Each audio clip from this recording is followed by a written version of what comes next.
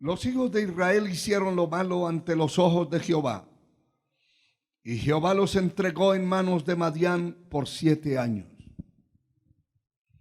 La mano de Madián prevaleció contra Israel, y los hijos de Israel, por causa de los madianitas, se hicieron cuevas en los montes, y cavernas y lugares fortificados. Pues sucedía que cuando Israel había sembrado, subían los madianitas y los amalecitas y los hijos del oriente contra ellos, subían y los atacaban. Acampando contra ellos, les destruían los frutos de la tierra hasta llegar a Gaza, y no dejaban que comer en Israel ni ovejas, ni bueyes, ni asnos. En esta hora quiero hablarles acerca del tema lealtad ante Dios, ante el Dios del cielo y ante quien nos ha hecho bien. El Señor nos ha estado hablando todos estos días y a veces nos extrañamos por qué el Señor insiste en algo. Pero Dios quiere hacer cosas extraordinariamente grandes entre nosotros. Dios quiere bendecir este remanente escogido. Dios quiere expandir esta obra por muchas partes de la tierra. Necesita un pueblo que sea diferente a todos los pueblos que hay sobre la tierra. Un pueblo compenetrado en la verdad, que tengan la palabra no solo en el intelecto, sino en el corazón. Que esa palabra esté sembrada ahí. Y cuando la palabra de Dios abunda en nosotros, no caeréis jamás, dice el apóstol Pedro escribiendo a la iglesia. Si estas cosas están en vosotros y abundan, no os dejaréis estar ociosos y sin fruto, y no caeréis jamás. Y así es. Si la palabra está dentro del corazón y nos tiene agarrados, es muy difícil descarriarse una persona. Es muy difícil darle la espalda al Señor, porque esa palabra está allí ocupando el lugar que puede ocupar el corazón de una persona para el mundo, para la carne, para las cosas pasajeras. La lealtad ante Dios y ante los hombres que nos hacen bien. La lealtad es el cumplimiento de aquellas leyes que exigen la fidelidad y el honor. Una persona de bien debe indiscutiblemente ser leal. Lo contrario es ser traidor. Lo contrario a la lealtad es la traición. Y la persona de bien debe luchar y batallar por ser leal, por ser de una sola pieza, de una sola cara. Presentarse a Dios como tal. Delante de Dios estamos descubiertos, no solo el pasado, el presente, sino el futuro. En el estudio anterior decíamos que a Dios nadie lo toma de sorpresa, porque Él conoce exactamente desde el vientre de nuestra madre lo que vamos a hacer, por dónde vamos a pasar, hasta dónde vamos a llegar. Cuando hay lealtad en nuestra vida, lealtad a Dios en primer lugar, a su obra, a su palabra, al sacrificio hecho en la cruz del Calvario por nosotros. Esa lealtad está basada en fidelidad, gratitud. La persona leal es agradecido. Lo que yo voy a exponer y voy a referir a través de la palabra es precisamente eso. Que no puede haber nadie o alguien que sea leal sin ser fiel. Y no puede haber una persona fiel sin ser leal. Gloria al Señor. Lo que vemos nosotros en lo que leímos en este capítulo 6, por supuesto que nos ocupa muchos versos, pero hemos tomado solamente 4. Ahí dentro hay una situación complicada, hermano, que vemos que los hijos de Israel hicieron lo malo ante los ojos de Jehová y Dios los entregó. Eso no fue una fallita, eso no fue un defecto, eso no fue una cosa liviana. Ellos se descarriaron completamente y se volvieron a los ídolos, se corrompieron, se echaron a perder. Pasó mucho tiempo corrompidos, dañados, dándole la espalda a Dios. Y entonces vino la ira de Dios sobre ellos y Dios se los entregó en manos de Madián. Pero Madián no era solamente ellos como pueblo, como nación. Ellos tenían sus asociados también y eran perversos, enemigos de Israel, y todos se unieron para hacerles la guerra y causarles 7 años de dolor, de angustia, de miseria. Yo estaba meditando uno de estos días en las situaciones que hemos tenido que pasar en este tiempo de pandemia en el mundo, y muchos gobiernos han tenido que cerrar el país y han establecido normas que la gente no puede salir a las calles, que tienen que estar encerrados. Pero eso es por semanas, por una semana, 2 semanas, un mes. Y hay una desesperación en el mundo por ese encierro. Y hay gente que se ha tirado a las calles a hacer huelgas, se ha rebelado contra el gobierno y ha hecho una cosa tremenda, porque no es fácil un encierro y estar en una desesperación. Pero esto no se puede comparar, hermano.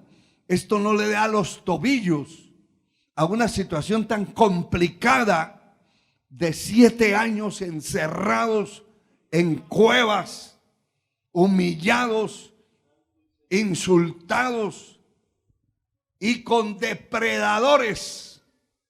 Aquí dice la palabra que la mano de Madián, verso 2, prevaleció contra Israel. Eso indica que estos hombres fueron más fuertes. Usted sabe que la palabra dice que las puertas del infierno no prevalecerán contra la iglesia. Es decir, que el infierno va a pelear y la iglesia va a defenderse y va a contraatacar, y la iglesia del Señor sale ganando. ¿Cuántos saben que salimos ganando? Sí, Señor. Por más dura que sea la lucha, la prueba, la batalla que usted esté librando, si se pone a buscar a Dios, si se humilla delante de Dios, Dios viene y levanta su mano, su espada, lo defiende y el enemigo es derrotado, vencido, y las puertas del infierno no prevalecieron. Ahora, si no pelea, si no se defiende, el infierno prevalece. Pero la promesa está establecida que no prevalecerá. Aquí dice lo contrario. Y no es una contradicción. Es que Dios los entregó. Y los aliados, Madián y sus aliados, prevalecieron contra ellos. Es decir, los vencieron. Los derrotaron. ¿Y qué más sigue diciendo? Dice que Madián prevaleció contra Israel. Y los hijos de Israel, por causa de los madianitas, se hicieron cuevas. Comenzaron a fabricar cuevas como los animales. El miedo, el terror. Eso indica que perdieron las casas donde vivían. Todos perdieron sus casas. Ahora fabricaron cuevas para meterse. Se hicieron cuevas en los montes. Huyeron de los pueblos, huyeron de los lugares visibles y se convirtieron como en animales, como bestias, huyendo. Se hicieron cuevas en los montes y cavernas en lugares fortificados. Hermano, qué terrible la condición, la situación en la cual llegaron a parar y llegaron a tener, perdiendo todo, perdiendo todo. Aquí no hemos perdido nada.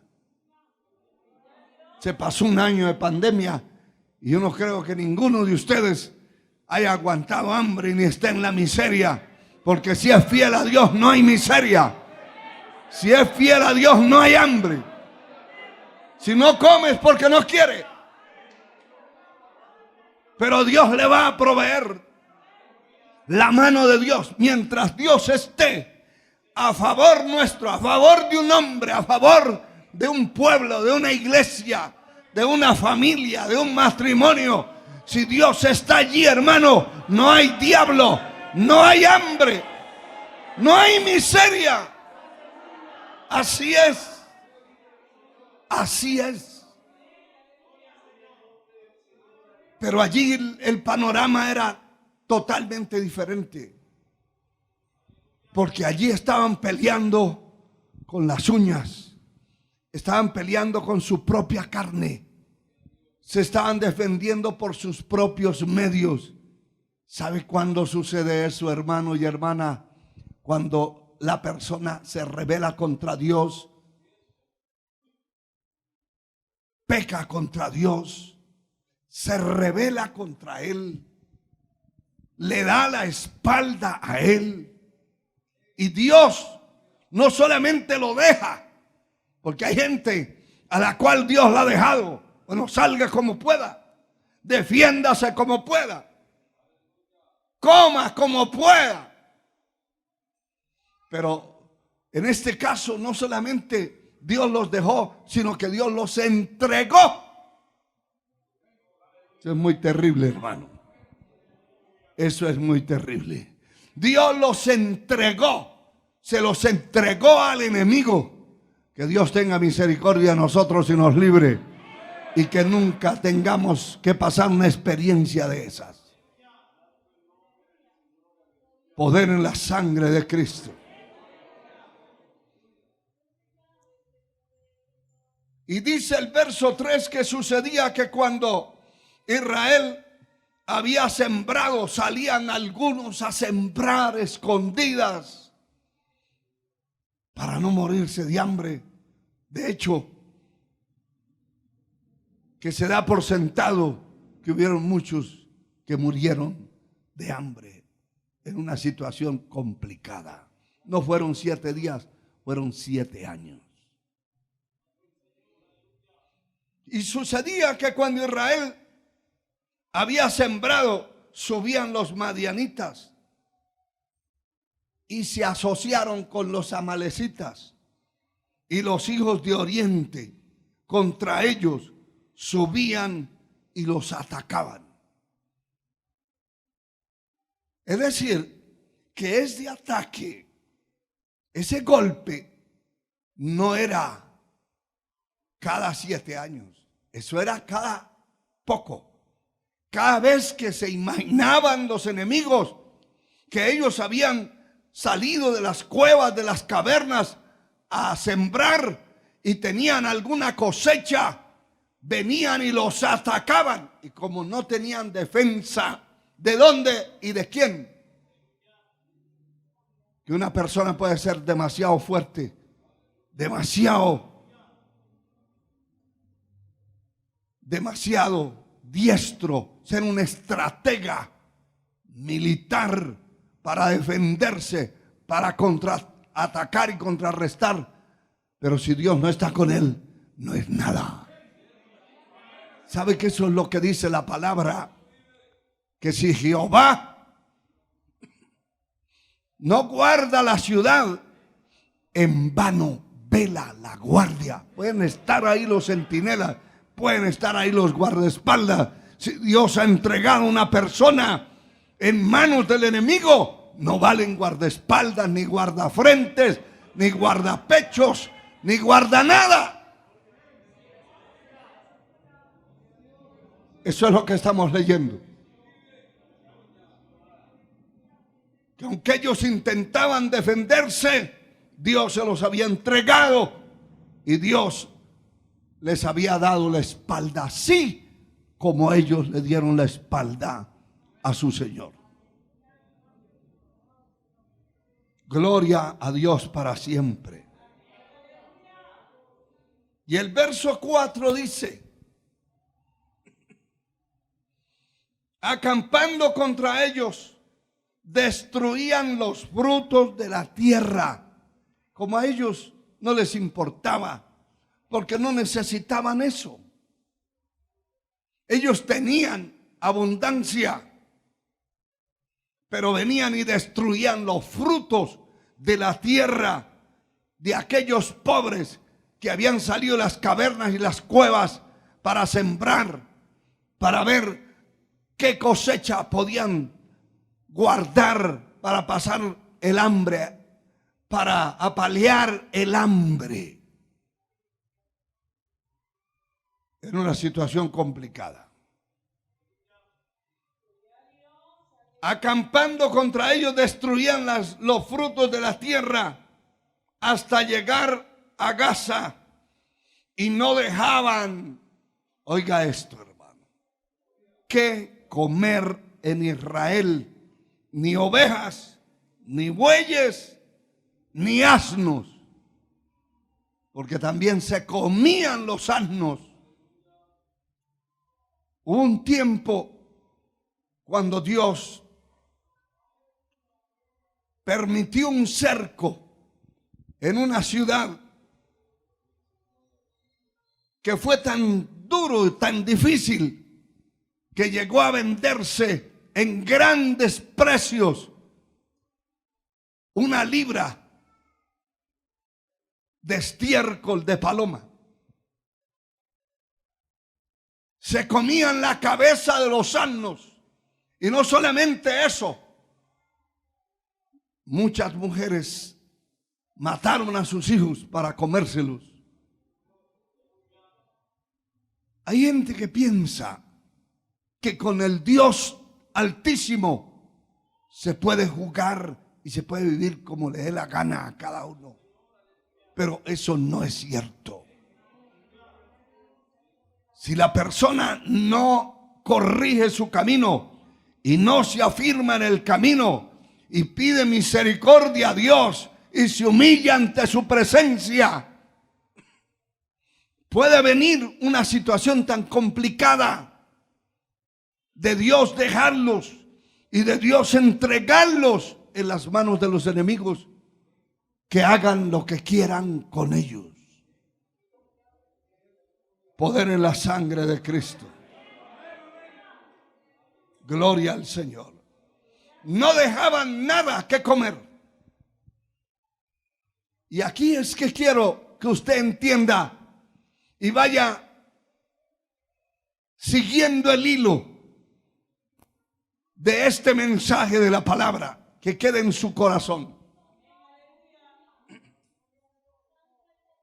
No creo que alguno de ustedes, de los que me escuchan, o no lo sé, haya llegado a una extrema situación de calamidad, de miseria, de ser robado, de ser atropellado por el enemigo sin tener quien lo defienda.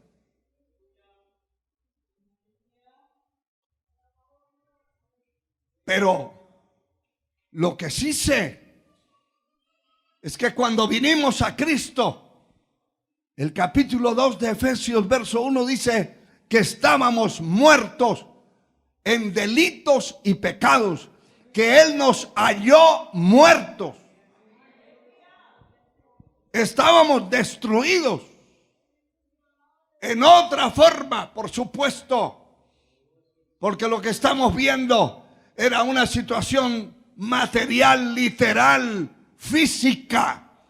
En el caso nuestro, pasamos situaciones complicadas en el mundo, pero morimos espiritualmente. Estábamos muertos, sin vida, buscando refugio, buscando dónde satisfacer nuestra necesidad, y no la encontrábamos, porque no era un asunto material, era un asunto espiritual.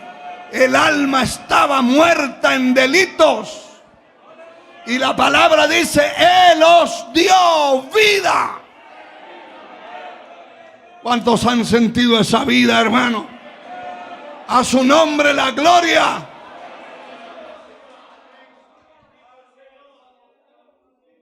Y ahí es donde tenemos que entender esto. El capítulo 8 dice claramente, verso 32: y murió Gedeón, hijo de Joás, en buena vejez, y fue sepultado en el sepulcro de su padre Joás, en Ofra de los Abiseritas. Pero aconteció que cuando murió Gedeón, los hijos de Israel volvieron a prostituirse, yendo tras los Baales, y escogieron al dios Baalberit. La sangre de Cristo tiene poder. Se murió el líder. Y me llama la atención la manera que la palabra presenta que esta gente, después de la muerte de Gedeón, los hijos de Israel se volvieron a prostituir. O sea, volvieron a lo mismo. Y eligieron un dios, que hay muchas versiones. Los teólogos han tratado de ubicar el nombre de este personaje, y unos dicen unas cosas que ni son creíbles, ni podemos afirmarlas. Lo cierto es que se constituyó en el Dios de las revelaciones, de la adivinación, en un Dios totalmente demoníaco, donde la fuerza del infierno estaba sobre él. Donde la gente creía que todo el que lo adorara y le sirviera era una persona extraordinaria, sobrenatural, porque adoraba a un Dios supuestamente más grande que el Dios de Israel. Señor lo reprenda, porque no hay otro más grande que el Dios que hizo el cielo y la tierra. No lo hay. Aleluya. Algunos hasta se atreven a decir, y eso lo escriben, hermano, en libros y en relatos, que era el segundo de el que llegó a ser Lucifer en el cielo. Eso no lo puedo decir yo porque no lo sé. Yo no vi eso. Tampoco está escrito en la palabra. Lo cierto es que este Dios que escogió el pueblo, el Señor le dice, se prostituyeron. Es decir, se corrompieron en una prostitución espiritual baja y terrible. Qué terrible, hermano. También dicen otros que era un dios de la misma línea de los Baales. Fuera quien fuera, se prostituyeron y era un instrumento del diablo al que fue el pueblo a seguir y a servir. Y mire, hermano, alabado sea Dios. Y aquí está el mensaje, el corazón del mensaje que estamos escuchando. La esencia. Porque estamos hablando de la lealtad ante el Dios del cielo y ante quien nos haya hecho bien. Aquí hay dos cosas y dos personajes. Fue el Dios del cielo el que llamó a Gedeón y el que lo utilizó y lo capacitó. Porque eso no solamente es llamado y vete, no. Dios capacita. Dios da estrategias. Dios da sabiduría, hermano.